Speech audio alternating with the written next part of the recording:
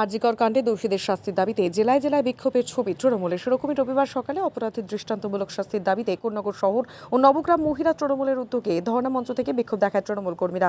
সেখানে উপস্থিত ছিলেন উত্তরপাড়ার বিধায়ক কাঞ্চন মল্লিক। ধর্ণা মঞ্চ থেকে বিধায়ক কাঞ্চন মল্লিক বলে, আমরা দোষীর ফাঁসির দাবি জানাচ্ছি, কিন্তু এখন সিবিআই তদন্ত করছে। দেশের সর্বোচ্চ আদালত যেখানে নিজেই মামলাটা দেখছে, সেখানে মিছিলের নাম করে এই অশান্তি, বিভ্রান্তি, বিশৃঙ্খলা তৈরি করা, এটার কি কোনো দরকার আছে? তিনি আরো বলেন, আমি জানতে চাইছি যারা লালবাজার অভিযান, নবান্ন অভিযান এইসব কথাবার্তাগুলো বলছেন, তাদের কাছে আমার প্রশ্ন, নবান্ন অভিযান করে কি নবান্ন থেকে দোষীর শাস্তির অর্ডার হবে? আমার মনে হয় সেটা হওয়া সম্ভব নয়। এইসব করে কিছু মানুষ মূল বিষয় থেকে তার অভিমুখটা পাল্টে দিচ্ছেন। অনেকেই শুনছি পুজোর অনুদান নেবেন না বলেছেন, সেটা তাদের ব্যক্তিগত মতামত। আবার অনেক সরকারি কর্মচারী কর্মবিরতি করছেন, তারা কি সরকারি বেতনটা নেবেন না? আবার অনেক সময় পুজোর বোনাস দেওয়া হয়, তাহলে কি সেগুলো প্রত্যাখ্যান করবেন? তো এদিন ধর্ণা মঞ্চ থেকে একাধিক প্রশ্ন ছুড়ে দেন উত্তরপাড়ার বিধায়ক কাঞ্চন মল্লিক। প্রথমেই কথা বলি, আরজিকরে যে ঘটনাটি ঘটেছে এটা অত্যন্ত বর্বরচিত, নিন্দনীয়, বলার ভাষা নিয়ে এত খারাপ একটা ঘটনা। এবং বিশ্বাস করুন, আমি একজন সচেতন মানুষ হিসেবে বলছি, আমার বাড়িতেও স্ত্রী আছেন, মা আছেন, দিদি আছেন, বোন আছেন, তারা সবাই যতটুকু মানুষের চামড়া এবং মনুষ্য রক্ত বইছে, তাতে আমি সর্বান্তকরণে চাই যে দোষী মানে সাংঘাতিকতম শাস্তি হোক, দৃষ্টান্তমূলক শাস্তি হোক, এমন শাস্তি হোক যে শাস্তি দেওয়ার ফলে যে পশুরূপী মানুষরা চারিপাশে ঘুরে বেড়াচ্ছে, তারা ধর্ষণ তো দূরের কথা, এটা চিন্তা করলেও যাতে তাদের হাত পা কেটে দেয়, এটা চাইছি। যখন ঘটনাটি ঘটে তখন সত্যি কথাই প্রথমে সঞ্জয় রায় গ্রেপ্তার হন, কলকাতা পুলিশ তাকে গ্রেপ্তার করেন, এবং তারপরে মানুষরা বলেন যে কলকাতা পুলিশের তদন্তভার থেকে এটাকে সিবিআইয়ের তদন্তভারে দিতে হবে, সিবিআইয়ের হাতে কেসটা তুলে দিতে হবে। মাননীয় মুখ্যমন্ত্রী কিন্তু 2 সেকেন্ডও সময় নেননি।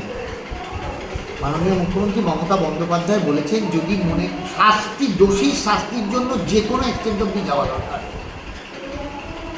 সঙ্গে সঙ্গে সিবিআই কেসটা হ্যান্ডওভার করেছেন, এখন সেটা বিচারাধীন, এবং ভারতের সর্বোচ্চতম মহামান্য আদালত সুপ্রিম কোর্ট ইন্টারভেন করছে।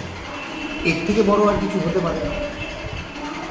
এখন আন্দোলনের অভিমুখটা কী ছিল, যে বা আছে যে দোষী শাস্তি চাই অতি সত্বর এবং দৃষ্টান্তমূলক। কিন্তু বিরোধী পক্ষরা যদি সেই আন্দোলনটাকে অন্যদিকে তার অভিমুখ পাল্টাতে যায়, তাহলে গণ্ডগোল। সিবিআই কেন্দ্রীয় শাসিত বা কেন্দ্রের অধীনে একটি এজেন্সি, রাজ্য সরকারের না, নাম্বার 1। নাম্বার 2, সঙ্গে রয়েছেন ভারতবর্ষের সর্বোচ্চ আদালত সুপ্রিম কোর্ট। 18 দিন হয়ে গেল বিচারাধীন মামলায়, আমি কোনো মন্তব্য করব না, কিন্তু 2-3টে প্রশ্ন থাকে। প্রশ্নটা হলো যে আচ্ছা, যদি মমতা বন্দ্যোপাধ্যায় সেদিনকে সিবিআই হাতে কেসটা না তুলে দিতেন বা বলতেন যে সিবিআই কেসটা না করুক, এটা যদি না বলতেন, তাহলে কি হতো?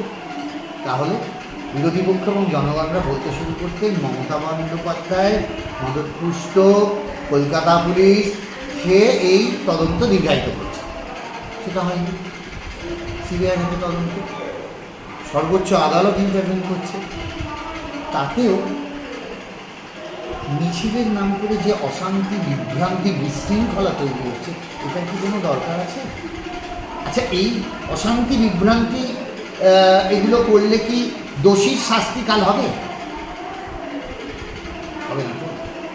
আচ্ছা, এই নবান্ন চলো বলা হচ্ছে, নবান্ন অভিযান, লালবাজার অভিযান, আচ্ছা লালবাজার কি দোষীর শাস্তি বিধান করবে? বলুন। মানে আমি আমার প্রশ্ন বলছি, রাজনীতিটা বেশি হচ্ছে। একদম। নবান্ন চলো, আচ্ছা নবান্ন থেকে কি বেরোবে? নবান্ন থেকে কি দোষীর শাস্তি বেরোবে? অর্ডার হবে? হবে না। তাহলে বিষয় থেকে বিষয়ের অভিমুখটা পাল্টে দেওয়া হচ্ছে, সেটা নয়। মমতা বন্দ্যোপাধ্যায় কেন, সেটা আমরা যারা আমরা চাইছি দোষী অতি সত্বর শাস্তি হোক। 18 দিন হয়ে গেছে, তাহলে আন্দোলনটা যদি সিজিওর দিকে হচ্ছে না কেন? মানে এটা আমার প্রশ্ন, আমি বলছি না হোক, আমার প্রশ্ন। আচ্ছা, সিজিওর দিকে কেন অভিযান হচ্ছে না কেন? সিবিআই কেন এত দেরি করছে এই নিয়ে মিছিল হচ্ছে না? সেটাই তো হওয়া উচিত। তদন্তটা এখন সিবিআই করছেন। তাহলে আমরা চাইছি এমন একটা আইন হোক যে ধর্ষণ বা ধর্ষকের শাস্তি ফাঁসি, যেটা হলে একটা দৃষ্টান্ত হবে যে না, এটা করতে গেলে আমি 10 বার ভাববো, অন্তরাত্মা কেঁপে উঠবে। এটা কি দোষে? আজকে এই আন্দোলনের নাম করে ডাক্তারেরা কর্মবিরতি করছে। আচ্ছা, আমার একটা কথা বলবেন, সবাই তো বলে ডাক্তার মানে ভগবান। সাধারণ গ্রাম থেকে আসা মানুষ, অনেক দরিদ্র মানুষ যারা চিকিৎসার জন্য ছুটে আসছেন ডাক্তার ভগবান ভেবে। আপনারা আন্দোলন করুন, আপনারা সব করুন, আপনারা শাস্তি চাইছেন, কিন্তু সাধারণ রুগীরা কী অপরাধ করেছে? মুমূর্ষু রুগীগুলো কী অপরাধ করেছে? এমন কোনো কাজ আপনাদের করা উচিত নয় যাতে পরবর্তীকালে ডাক্তার ভগবান বলতেও 10 বার ভাবনা চিন্তা করতে হবে। দেখুন, আমাদের গণতান্ত্রিক দেশ, সবাই নিজেদের সার্বভৌমত্ব, যে যার মন্তব্য, যে যার কাজ করতে পারেন। সবাই যেরকম, অনেকেই শুনছি সরকারি দুর্গাপুজোর অনুদান নেবেন না বলেছেন, সেটা তাদের ব্যক্তিগত মতামত, ব্যক্তিগত সিদ্ধান্ত। ভালো, তা যারা কর্মবিরতি করছেন শাসক দলের বিরুদ্ধে বা বলছেন, তারা সরকারি বেতনটা নিচ্ছেন তো, না নিচ্ছেন না? মানে আমার প্রশ্ন, বোনাস টোনাস যে হয় তো সরকারি, সেটা নেবেন তো, না নেবেন না? মানে মানে আমি এমনি প্রশ্ন। আচ্ছা, ধরুন যারা বলছেন এই আমাদের ফেটার নিয়ে এদিক চারিদিক থেকে, তারা যারা সরকারি কোনো পুরস্কার বা ইত্যাদি নিয়েছিলেন, তারা ফেরত দেবেন? বলুন, ফেরত দিয়ে দিচ্ছি। কেননা যদি আপনাদের কোনো সার্বভৌম দেশ, গণতান্ত্রিক অধিকার আছে আপনাদের, তাহলে বলুন, ফেরত দিয়ে দেন। এত সত্ত্বেও আমরা আবার বলছি, আমরা দোষীদের দৃষ্টান্তমূলক শাস্তি চাইছি, এবং সেই আইন চাইছি যে শুধু পশ্চিমবঙ্গ নয়, শুধু আরজিকর